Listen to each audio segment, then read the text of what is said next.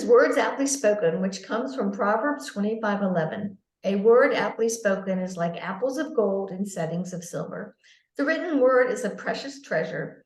We want to preserve written knowledge for God's glory and as an anchor to the history of the church and its classical conversations. We hope to encourage the reader of words and of the word. So welcome to Words Aptly Spoken, where Jennifer Courtney, Tim Knotts, and I discuss a book each week from the Classical Conversations curated curriculum. Today's Wednesday, September 27th, 2023. Try to say two numbers at once. I'm Lee Bortons, and today we're joined by CCMM curriculum developer, Kathy Donigi. Tim, tell us about this month's shows. Yeah, thanks, Lee. Obviously, Jennifer's not with us today, so I get to step in and do a little bit of her job for the afternoon. So this month we've been reading economics, which has been a lot of fun. Today we get to talk about The Blue Stocking Guide to Economics, which is the last of the three books by Richard Maybury that we're looking at. We've explored his other books, Whatever Happened to Penny Candy and The Money Mystery. And then at the beginning of the month, we also talked about Not Yours to Give, which is from Ellis's Life of Davy Crockett. That's right. And you can access all these past episodes on my YouTube channel at Lee Bortons. It's also on my website, leebortons.com. All right, so let's get started. And Tim, I want to correct you on one thing, just so we don't confuse people. This book was actually written about Maybury's materials, but by his editor, Jane A. Williams. She got accredited as the author, but it's a guide to his books. So I'm sure they were in on it together. Thanks, Lee. So normally Jennifer starts off every podcast episode asking you the same question, so I will follow her tradition and ask you, why is The Blue Stocking Guide to Economics in our CC catalog and curriculum? Because if I had to say to anybody what is the most important things you could read to educate yourself about how life really works, of course, the first thing would be the Bible.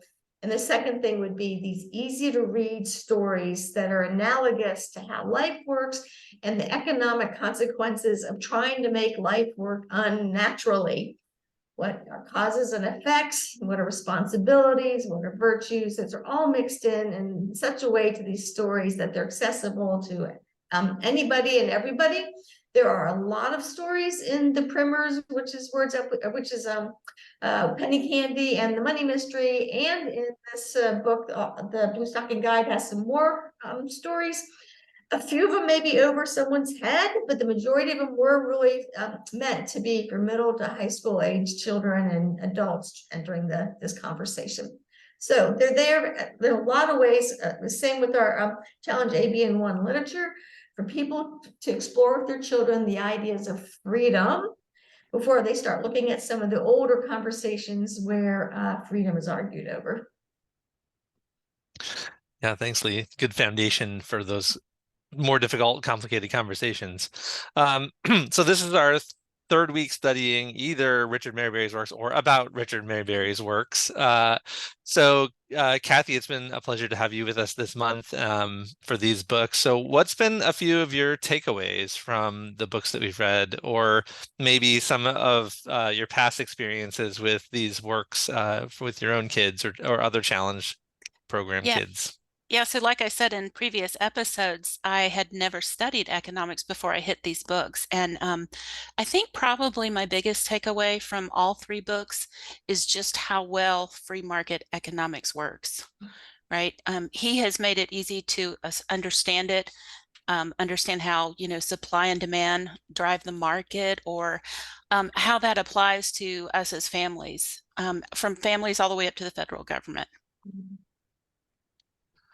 Yeah, I think when we tend to think about economics and talking about it as adults and with other people in our communities around us, we tend to think about stock markets and inflation, like we did talk about earlier this month, or corporate earnings, or the Dow Jones Industrial Average.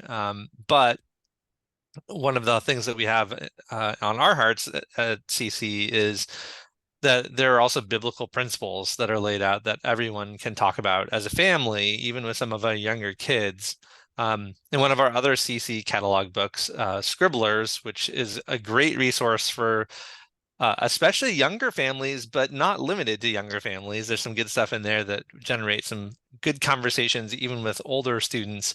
There's an activity and a chart in there that talks about economics. And there's some great stuff to take out of that for some conversations with our family. So I wanted to highlight just a few of them, and then maybe Lee or Kathy, you can jump in and comment on them as well. But a few of those things are that one economic principle that's consistent with scripture is to honor your household, and points out that the actual word for economics comes from two Greek words, oikos and nomos, which are combined mean household law.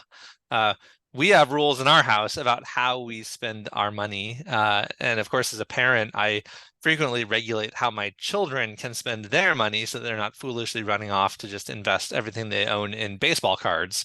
But we certainly have some of those conversations about how we manage our money, but also our household resources in the larger picture than just finances alone. Another one of them in here is to serve others. And, we see that in our church family as we provide meals for those who maybe have a hard time economically or with their health. Sometimes part of our homeschool day is to go stop by the local coffee shop and pick up something and take it to a neighbor who's having a tough time, or maybe investing in carpooling with other people's students to help them out. So serving others is an important part of time and money management as a Christian. And of course, there's also the idea in the Scribblers of honest weights and measures that is a biblical principle. We hear about it to some degree today. I always think about that when I see that sticker at the gas pump that says that it's been measured and approved by the state inspector, that it's distributing the proper amount of gasoline that it says it is. But in our home, things like making decisions about what chores earn what kind of allowance, so that I'm doing what's fair and right by my children when I ask them to do things, and I compensate them for it. And all in all, my takeaway is that really economics from the biblical perspective is being a good steward of what you've been given. So Lee or Kathy, do you want to jump in and talk a little bit about that? So I just want to share that when the Scribblers book was written, and as well as all the rest of the curriculum, I'll make this analogy. The book itself was written in such a way that we know how families work, and we know there's a variety of seasons, income levels, places people live, types of families, ages of families. And so the book was written in such a way that there's an efficiency about it. There's not a to do this and do that you open up to any page at any time and say, do we want to do this or not? Does this fit my family or not? And so just, as a parent trying to decide what you're doing as a homeschooler, all of us want help. We all want guidance. We all want good ideas, but we're the ones that have to take ownership and responsibility for those final decisions. So that's the way the book was structured. And the same goes with all the book curriculum, the classical conversations. We can't come together as a community, just like you can't come together as a family if you don't have similar resources and similar goals. But we don't go home with you. We don't make you read the material, or write a paper, or do the translations, or call your debate partner. Those are all economic home laws that are up to you and your family, so that you raise children that you want to be around when they're adults. So I think economics, like you said earlier, is just what we do as we're going through the day. And if we have good economic principles, our lives go better than if we have bent or perverted economic principles.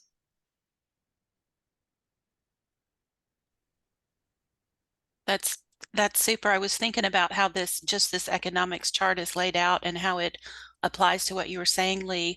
It starts with honor your household, moves through serving others and other things, and ends with be free indeed, which is which is really just doing what you ought to do. And so for each family, deciding what ought we to do is so important. Yeah, you have parents that have rules where they say, one sport per season, right? Or one music lesson or one instrument per season, because there's 4 or 5 of you. And so the economics aren't there for us, not just in, maybe you're rich and could afford many lessons, but time matters, and the soul and energy of your family matters. So all that relates to economics. And that's why when you have bad economics that translate that information, like fiat dollars, which Mary Berry talks a lot about, you get bad information and you don't really know what is or isn't working.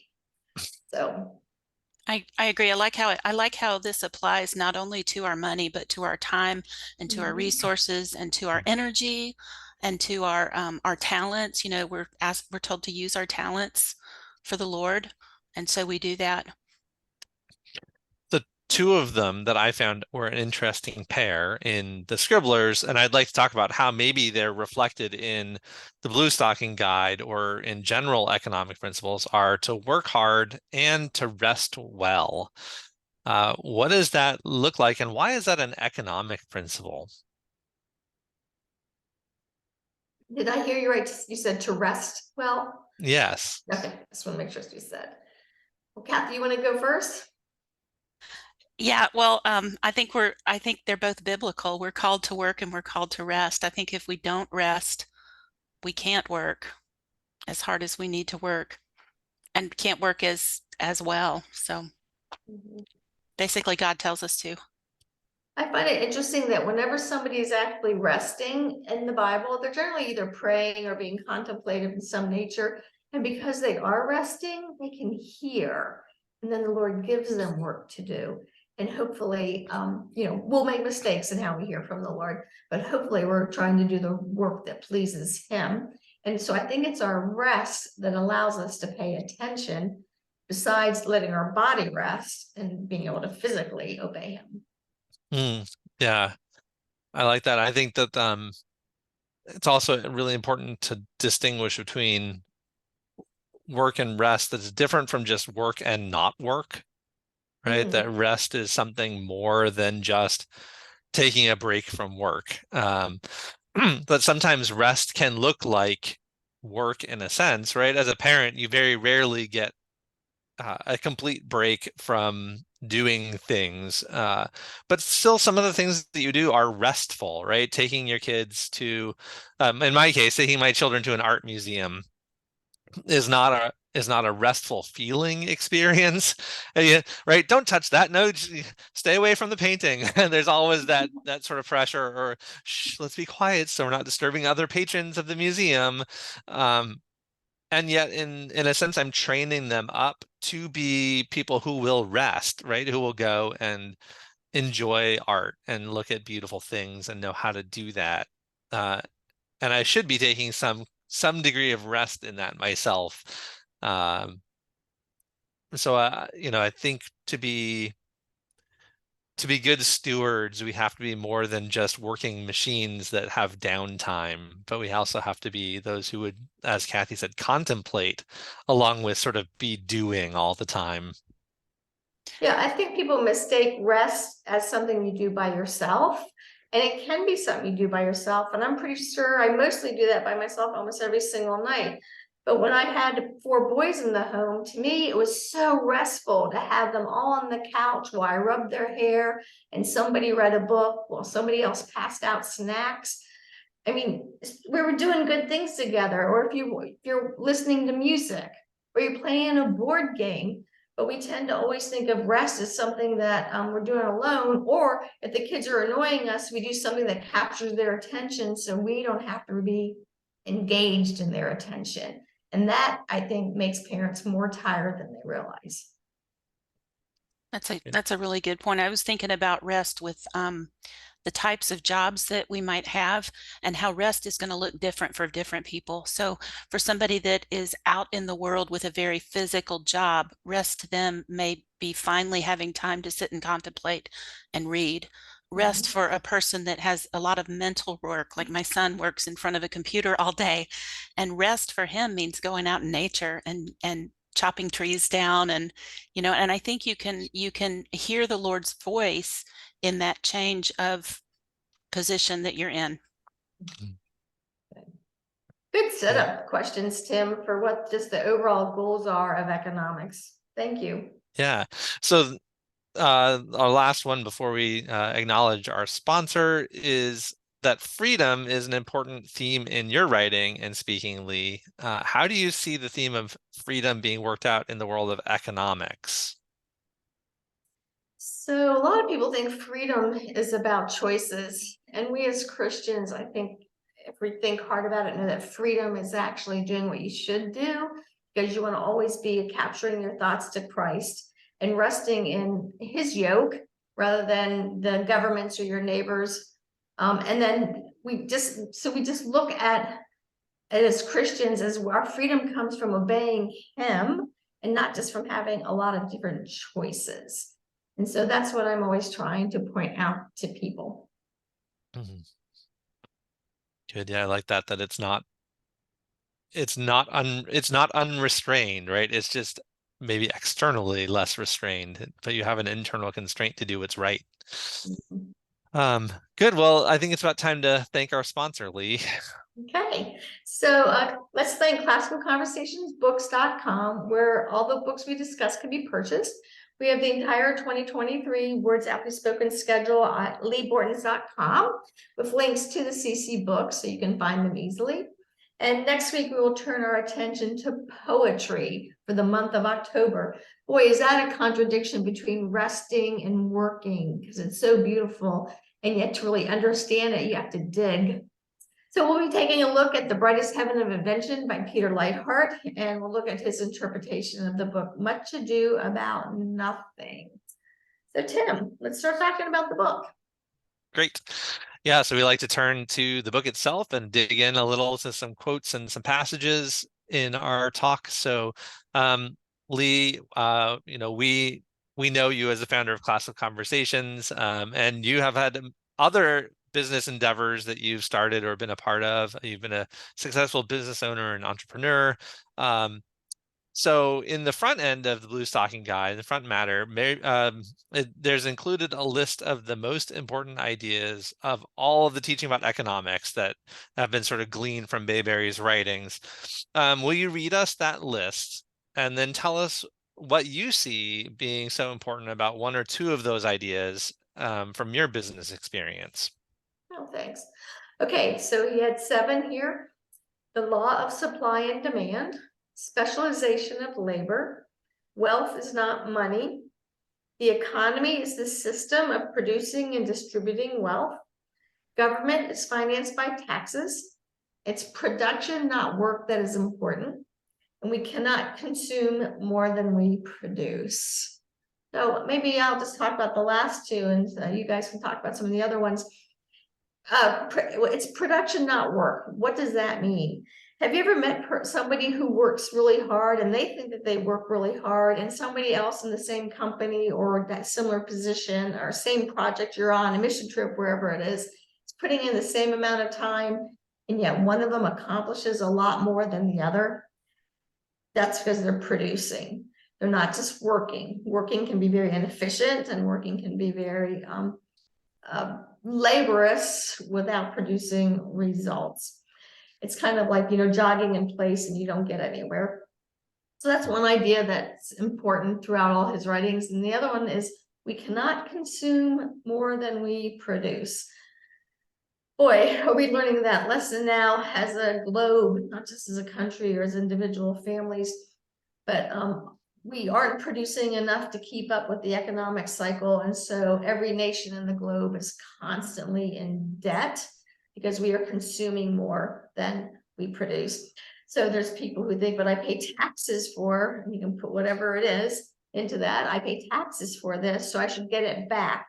But not one of us is producing or paying more taxes than we're actually consuming. And that's why last week in September 2023, we just crossed a $33 trillion debt load, which means, Tim, each of your kids now owes over $100,000 to somebody. That's striking and discouraging. Yeah, and I think that relates back to number 5 pretty well. The government is financed by taxes. It's another good lesson that our students and some of our leaders, our government leaders, need to be reminded of, that it's not just money that appears from somewhere to be spent, but that it's wealth redistribution, right? It's taken from some and given to others by the choice of the government. When people argue for things like free college education, it's not free. It's paid for by taxpayers. It's paid for by companies who then pass their expenses on to taxpayers and their form of their consumers, right? So the money doesn't just appear, it's taken from the people. How about you, Kathy? Yeah, that's good. I was thinking of the law of supply and demand, and how when we're short of supply of something and the demand is high, how that is going to affect prices, and it doesn't matter where it is. It could be because of something going on in the environment during that time.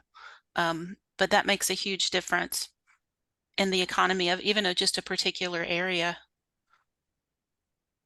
Yeah, and when something like a hurricane changes the supply, or a drought, and then the government comes in and tries to fix it, as though a group of people can fix a weather pattern, right? That's this whole climate change battle. It makes it so that we don't even know what the supply and demand is, because we don't know where food comes from anymore. We don't Right. know. I mean, how many ships does it take to protect the ship bringing the plastic over from China? Like, we don't even know what our supply and demand is. Right. Right. And I would say in the case of a disaster where prices go up because there's the supply is down, that's not a bad thing, because you don't want to. It's like when the pandemic hit and everybody bought all the toilet paper off the shelves. They didn't need that much, but they went and got it anyway, right? But if the price had gone up significantly for a short period of time and come back down because of the demand, folks would think twice. It would change our habits, I think. And looking at the individual habits of people as a collective is where we're going to start to see those kinds of trends, hopefully.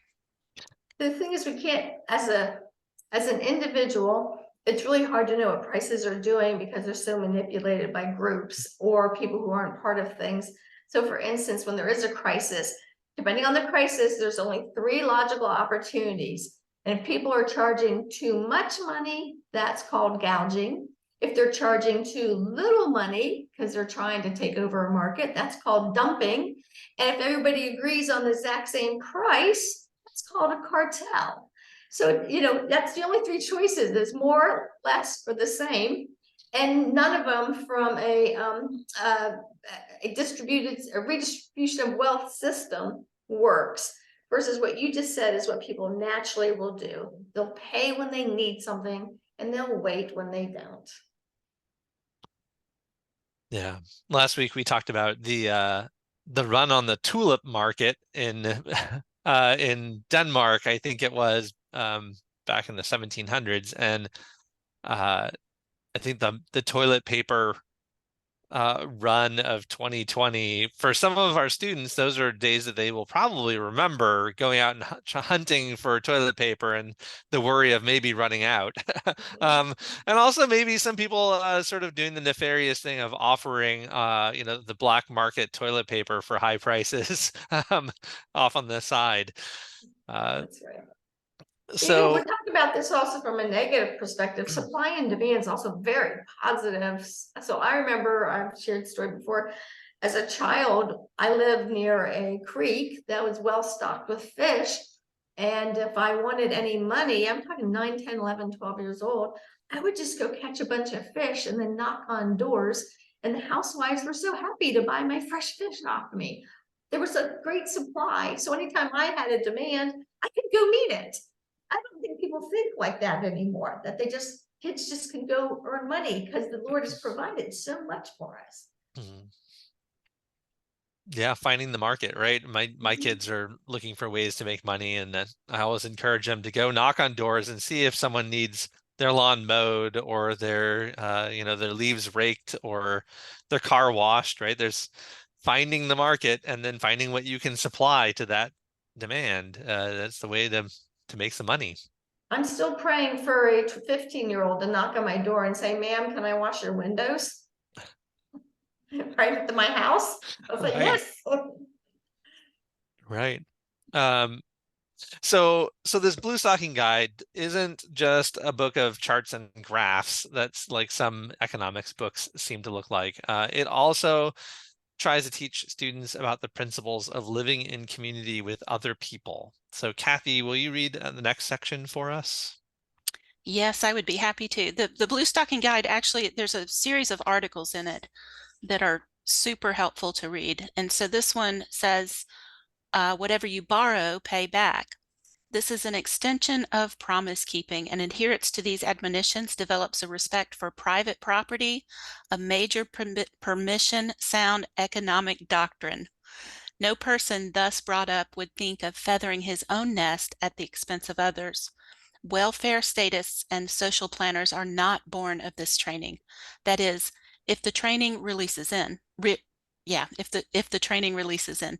True, a socialist will honor debts incurred and in his own name, but will disregard any indebtedness he sponsors in the name of the public. He has not been brought up to understand that the principle of compensation applies across the board. What people don't really understand is when it comes to loans and borrowing, if it's not manipulated, it's a measure of trust. So somebody I have never met before comes and that says, Lee, I need some money.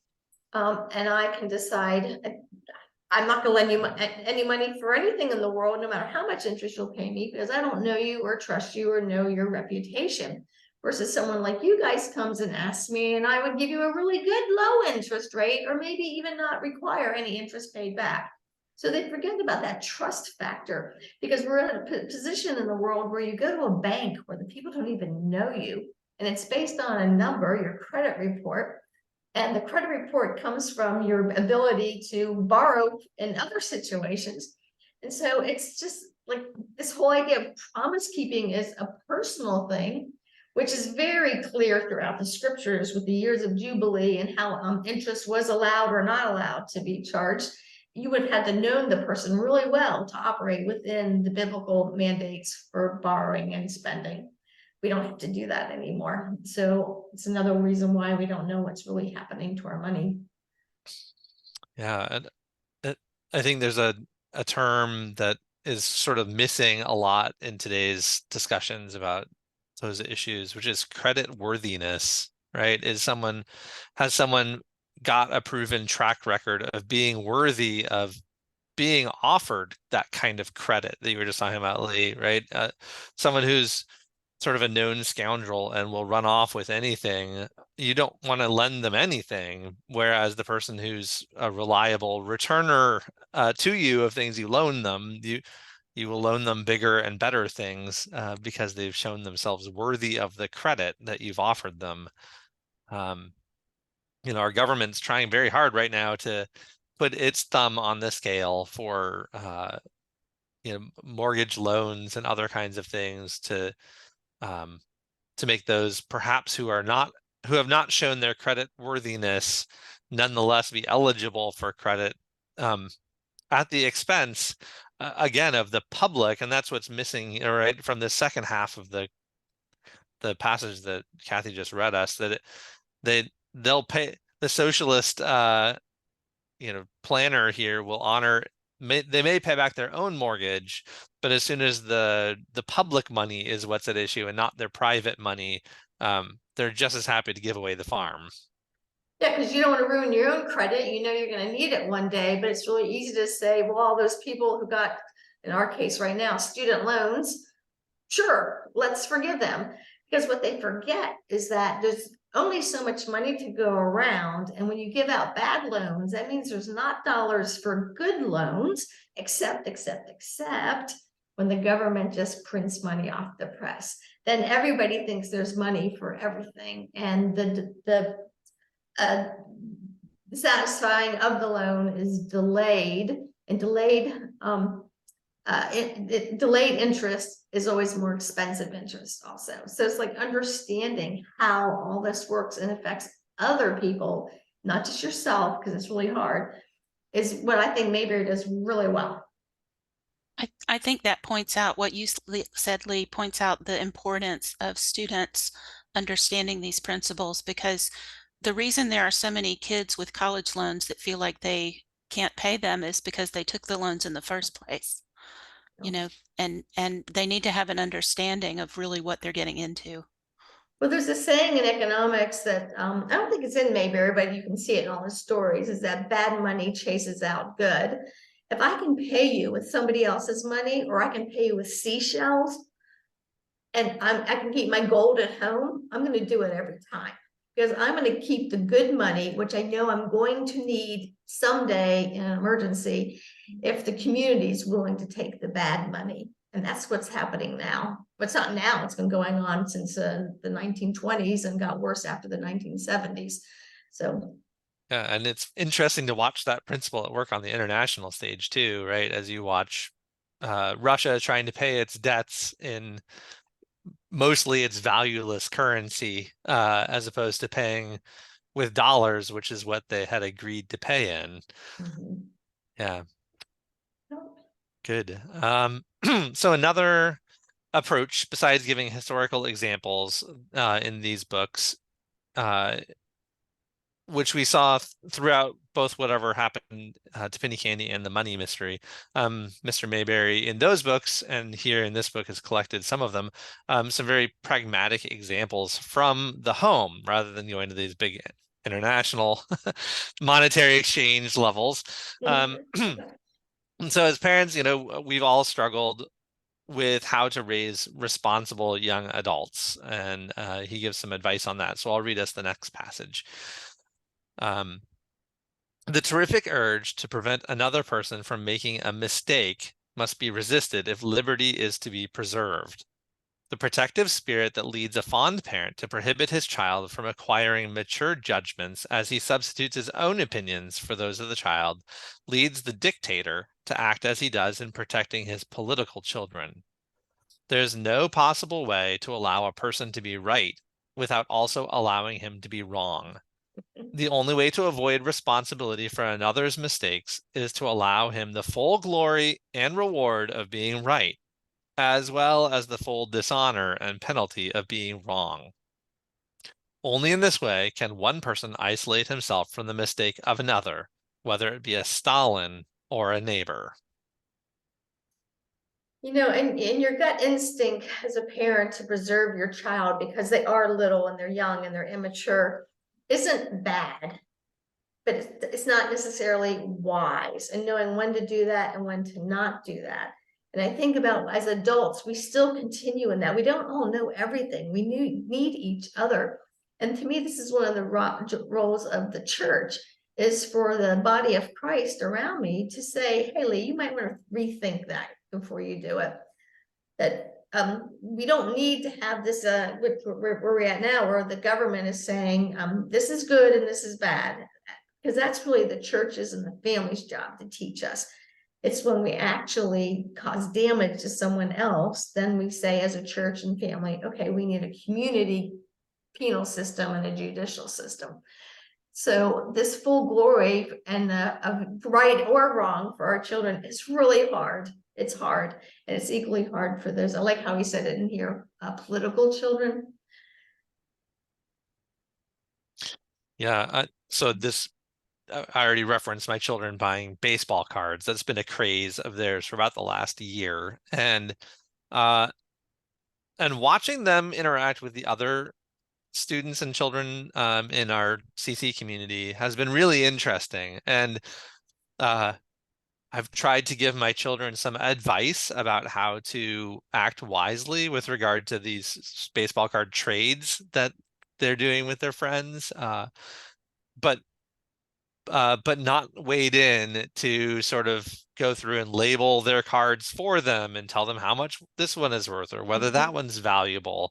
It's also been really interesting to watch them start to learn to police one another, the students, as they see an older student maybe getting a little better of a younger student, maybe not with all the best intentions, or sometimes maybe maybe not, maybe it's innocent, but some of them will step in and say, hey, that's not a very good trade, you shouldn't do that. I think that goes to what you were saying, Lee, even at the adult level, in our churches, where we see someone maybe being taken advantage of or pursuing an unwise course of action, to come alongside them and sort of give them advice and counsel, but not, exercising this kind of tyranny over our children or over somebody else to say, you can't do that, but instead to help them gain wisdom. One of the reasons I set CC up the way I did is became a Christian as an adult. I wasn't raised in a Christian home. And at both my first church back in Washington, and then when we moved to North Carolina, in both churches, 2 to 3 women just took me that were older than me, took me under their watch, and they purposed to disciple me. And I was stunned that somebody would love me so much they'd tell me I was wrong. Or they would come over in the middle of the night when they knew my husband was out of town and the kids had gotten sick. Like, I had never seen that before. And so it's not just you're not a friend by always saying the good things. You're a friend by actually doing the hard things with somebody. I was I was thinking of hard things and how hard it is to watch your kids make those decisions. Tim, like making that baseball trade that that card's more valuable, but to them it's not.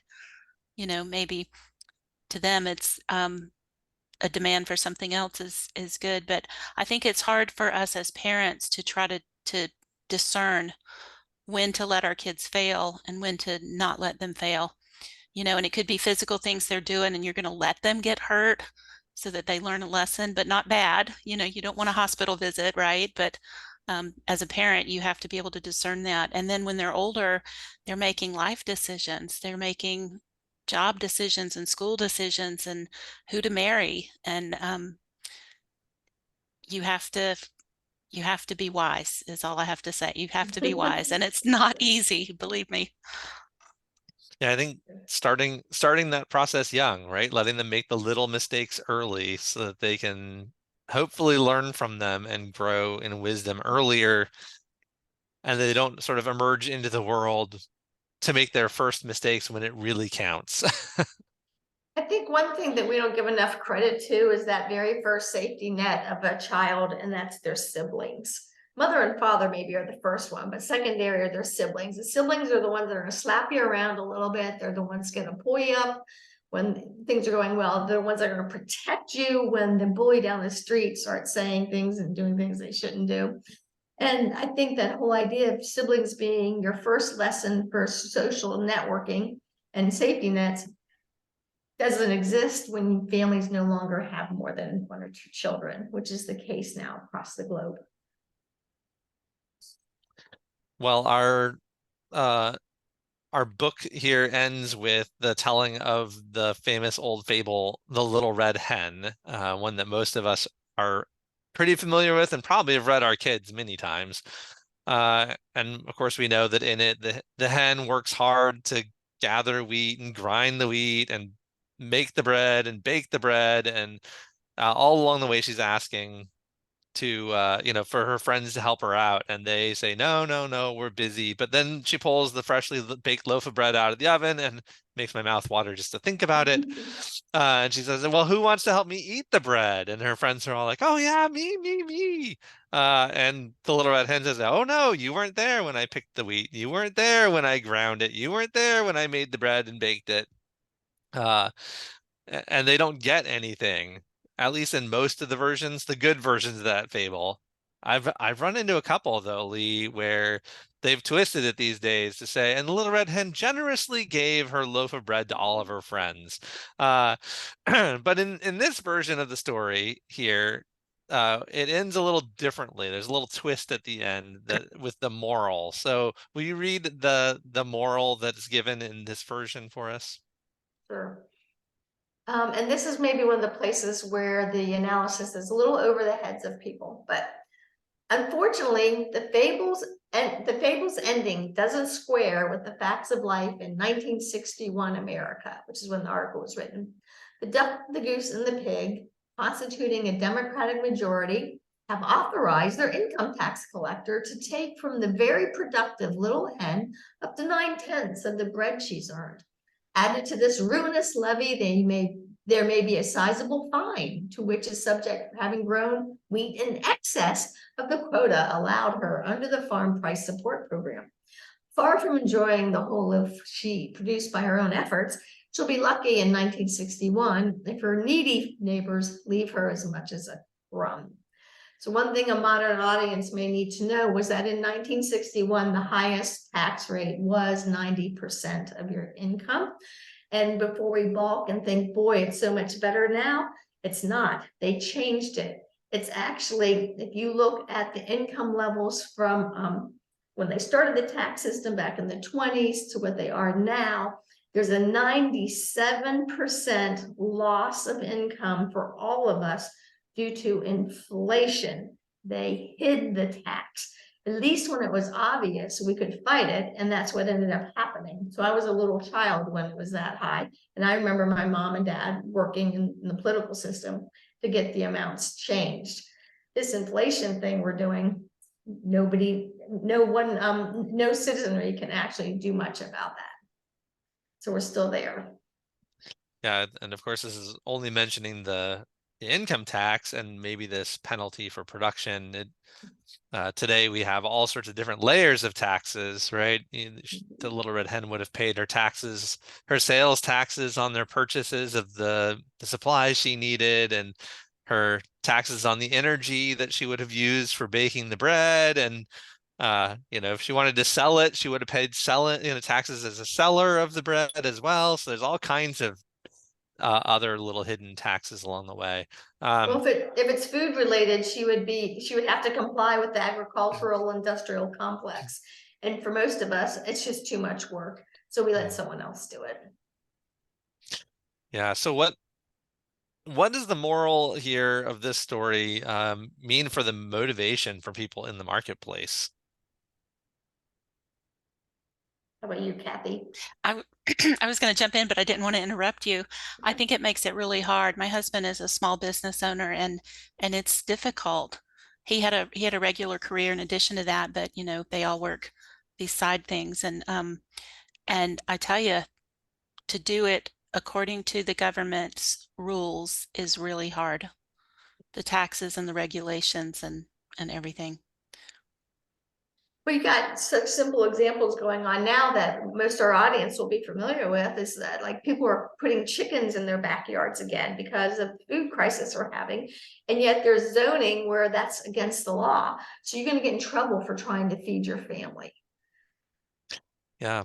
Or even to bake some bread and sell it to your neighbors, right? Like you were talking about, Lee, the health inspector comes knocking, to ask for your industrial kitchen that complies with all the health code requirements. And it's all done in the name of safety.